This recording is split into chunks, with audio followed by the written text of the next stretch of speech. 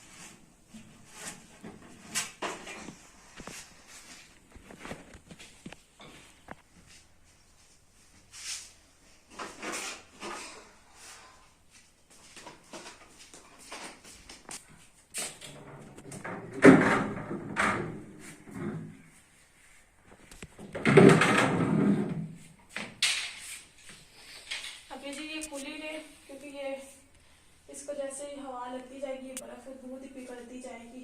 तो तकरीबन 1-1.5 घंटा इसको लगेगा, तो ये पिघल जाएगी। तो तभी हम लोग सोचते हैं बाहर ये बर्तन जो निकाले हैं ये धोते हैं और धो के सूखने के लिए रखते हैं।